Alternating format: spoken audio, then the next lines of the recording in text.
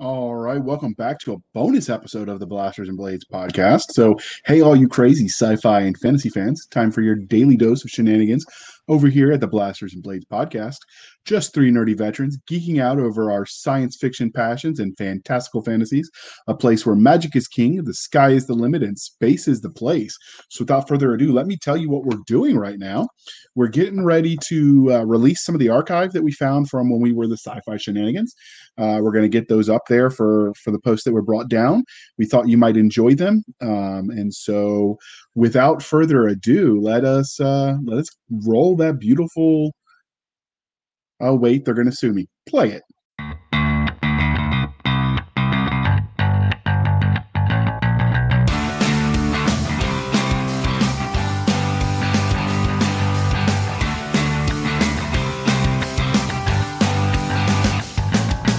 Hey, all you crazy sci-fi fans. Time for your daily dose of insanity over here at the Sci-Fi Shenanigans podcast with your hosts, J.R. Handley and me, Chris Winder. Just two nerdy veterans geeking out over our science fiction passions. A place where the sky's the limit, space is the place, and nerds run the world. Without further ado... All right, welcome back to another episode of the Sci-Fi Shenanigans podcast. We're back with our anthology interview series that we're doing. So we'll air them as soon as Chris can edit them, hence the reason I'm by myself, because we needed to do this as quickly as we could. And today, as our special guest, is M.D. Cooper. M.D. Cooper is a lover of night skies, a man who stares endlessly at the stars and planets as he dreams of what will someday be humanity's home, the kind of author who imagines a future where we have stretched out into the stars, discovering new worlds and new beauty. He lets these dreams have come to life in the series of books in a world called Aeon 14. Did I pronounce that right? Yep. All right. Perfect. So these characters that fill his universe live in a future where there is no faster than light travel and no teleporters. However, humans have created structures as large as moons and shifted planets. They share the minds with AIs and talk to one another almost telepathically, yet they are still human. They still laugh. They still love. They still tell tales. And that is his universe. All right. So unless you changed radically from when you put that on Amazon, did I get it right? Pretty close, yeah. I don't think I'm much different than I was then. I just have more books to show for it. No, he's been taken over by the cyborgs. All right. Do you consider them cyborg if they're enhanced that way? Like, where do you draw the line? I know this is off script, but it's cyborg isn't a word that's used very often in my universe. Sometimes some people will use it periodically, but for them, the vast majority of people they just refer them as mods, and everybody pretty much has some level of mods done to them. There's almost no one that we would consider to be like a stock human. So for them to say, like, you know, one person has four prosthetic limbs, one person has one person just has, like, you know, a modified gastrointestinal system. For them, it's all sort of just what they consider to be just the natural evolution of humanity to modify yourself and improve yourself in just about any way possible. It's amazing how quickly humans can adapt to what we call normal. Well, you just have to look at how we deal with cell phones and the change of how technology has changed our lives. You know, 10 years ago, everything that we consider to be normal now didn't exist. It's very true. Yeah. All right. So the second part of the introduction, dear listeners, I tell how I found them. So I actually first found Michael Cooper, M.D. Cooper, when Terry Mixon recommended his first Aeon 14 novel. I've since seen him around the indie author forums. We met in Vegas, and the rest is history. And if you want to learn how to do the author side of things, he has a few classes for you. Or you could just read his book. He's okay with that too. Yep. Totally. All right. So let's get into this anthology. Your story was in the Backblast Area Clear, a military science fiction anthology. So what was it titled? The title was Rika Crucible. All right. So what's the basic synopsis of that, the Rika's Crucible, without giving any spoilers away, obviously? Sure. So the Rika stories follow, I mentioned just a moment ago that people are very modded in the Aeon 14 future. That there's a quote, and I'm going to forget who said it now. I think it might be Arthur C. Clarke, who said, "The future is here; it's just not distributed evenly." That is also true in the future that I'm writing in. There are some places where you could get half your chest blown away, and in a couple of days you'll be sipping Mai Tais on the beach because their level of technology is so good that they can quite literally grow that much of your body that quickly and reintegrate it. There are other places where if you lose a finger, you're not going to have a finger for the rest of your life, type of thing.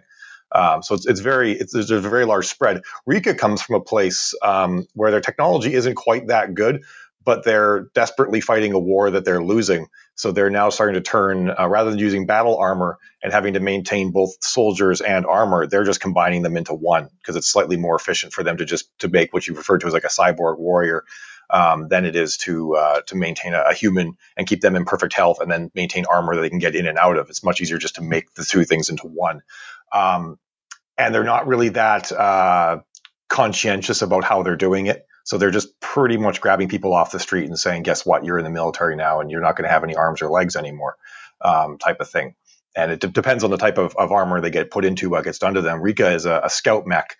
And for that, they picked very small, lithe women that don't weigh that much. So they can then put a lot of armor on them and still have them be small and function as good infiltrators and scout infantry. And so, and Rika didn't volunteer for this. So this is a lot of the stories about Rika are about how she deals with the fact that she now, she was forcibly modified against her will and forced to serve. And at the same time, sort of finding a group of people within the military that she can bond with and sort of form a sisterhood with, and use that as the way to keep herself going. Because all of her type of mech, all of them are all women. So her group is a small fire team that's women only. And this story is about a new person joining the team after a previous team member had died. All right. So what was the inspiration for this short story? Well, the inspiration was, there's another short story I have called Rika Mechanized, which follows an engagement she had where this other team member had died. And I decided I wanted to sort of think about how they would deal with both the death of the old team member being very recent, in fact, just their last deployment. And then on this new deployment, suddenly they have a new team member. And they'd previously lost someone. So they were down to just 2 people on their fire team. And now they're back up to 3. And how they're going to deal with the fact that they've got this new person who is what they call they have a version of FNG that are FNM. It's fucking new mechs. And they're typically indoctrinated and they go through a virtual simulation boot camp. And this one they didn't even have that. So they've got this young girl who has been turned into a mech and doesn't know anything, basically, and they have to keep her alive now in an engagement. That's why I wanted to show sort of what that would be like for them, sort of a little bit of the, of what we all sort of, for those of us who weren't in the military, saw in a lot of the movies like Platoon and whatnot, where you're watching these guys, trying to deal with new people coming into their unit and hoping that trying to keep that new person alive, but also knowing that if that new person could be the one that gets them all killed if they screw up. Okay.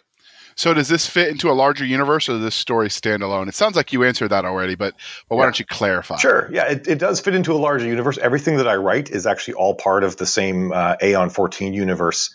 But I did write this as much as possible to be a standalone story that would kind of introduce a reader to Rika, where she fits into the universe and the struggles that she's in. And then from there, one can branch out and read more of her stories, and then maybe move on elsewhere in the universe and see what else is out there as well.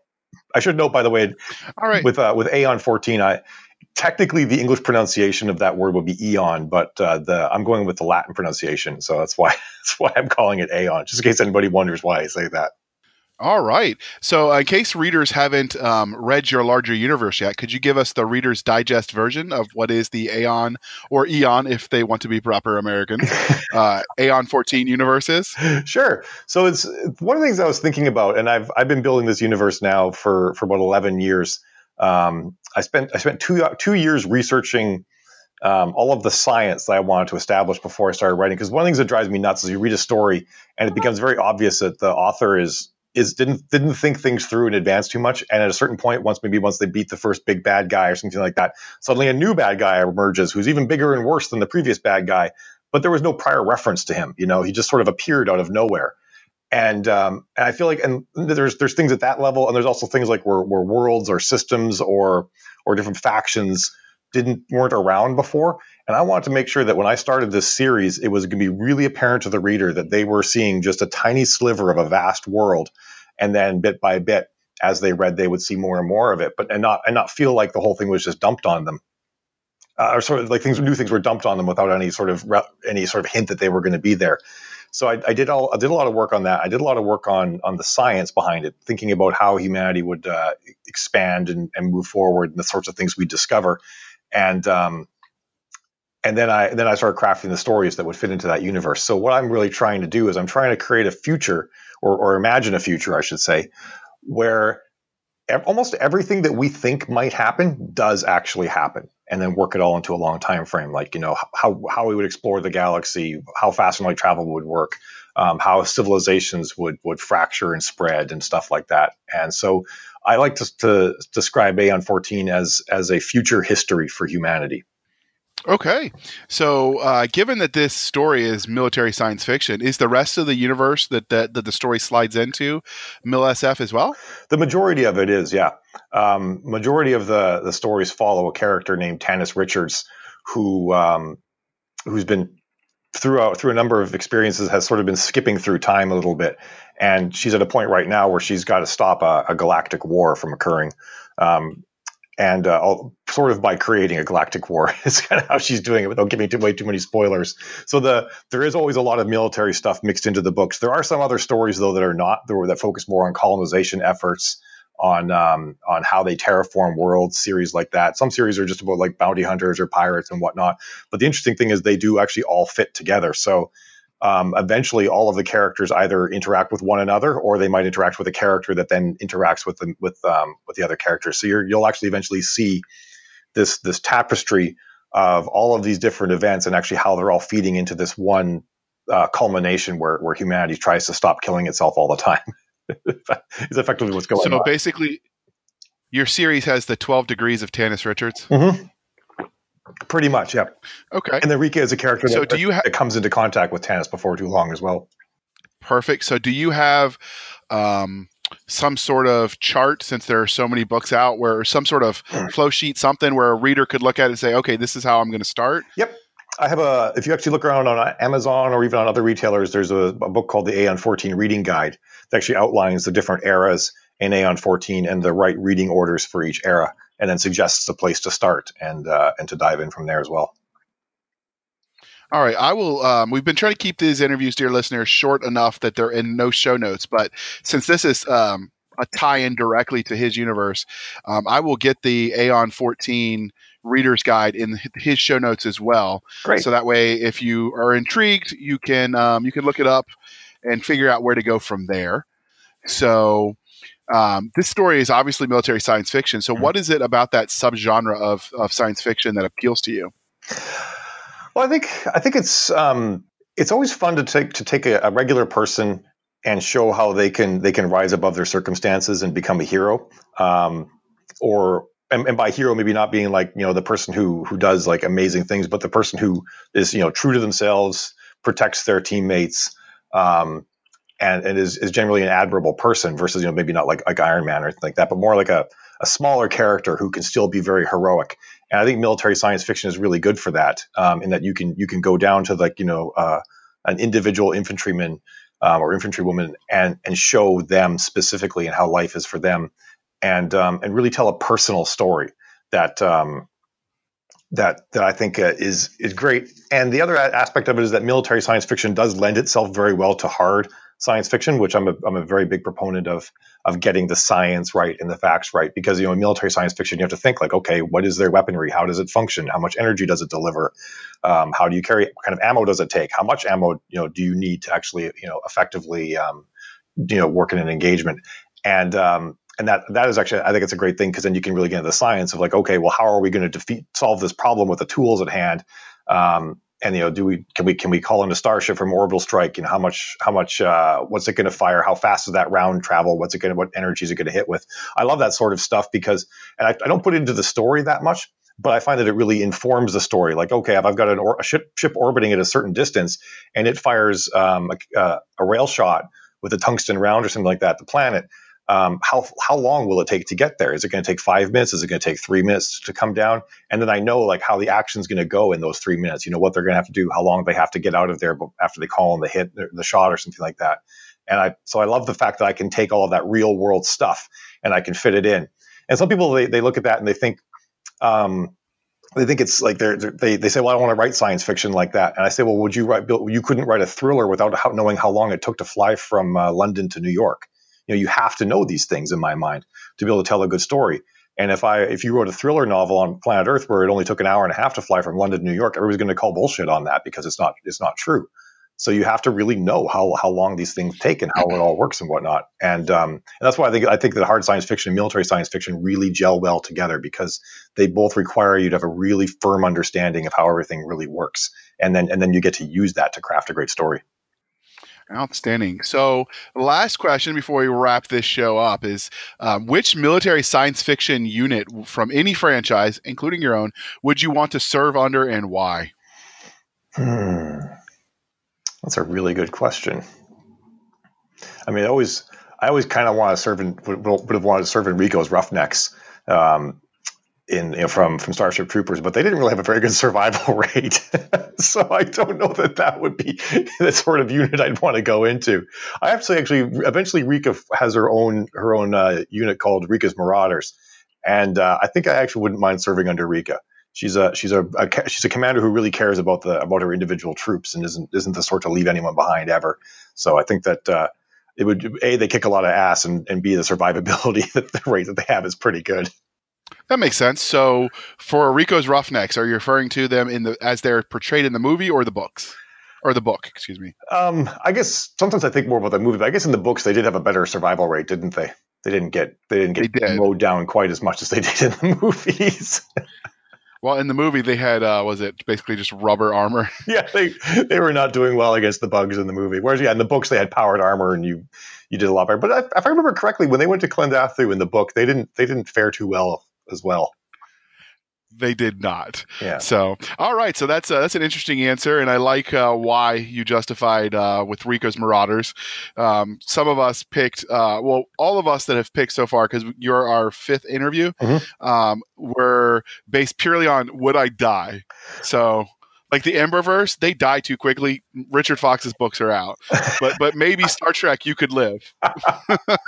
Well, the nice thing too about my books is that you do stand a very good chance of living because their medical technology is really good. As long as your brain doesn't get smushed, you're probably going to survive. That's always encouraging when you're picking what unit you want to serve under. It is, yeah. So before we let you go, Michael, can you tell us how listeners can find you? Certainly. One of the best places to find me is on Facebook. I have a fan group that's called Aeon14 Fans. So it's just facebook.com/groups/Aeon14 Fans. My fans and I, we hang out in there quite a bit. The group probably gets between 5 and 10 posts a day, and most of it from the fans actually talking about science fiction stuff they're reading about Aeon14. And a lot of stuff about science too, cool things that are being discovered. You can find me on Instagram as MD Cooper. And also, you can always go to aeon14.com and check out all of the books that are there. Drop me a line in the contact form there, whatever you'd like. Outstanding. All right. So those will be in the show notes. And you can find us at our website is www.sfshenanigans.com. Our Twitter is at SFS_show, Sierra Foxtrot Sierra _show. Our email is podcast@sfshenanigans.com. And our Facebook group is facebook.com/groups/sfshenanigans.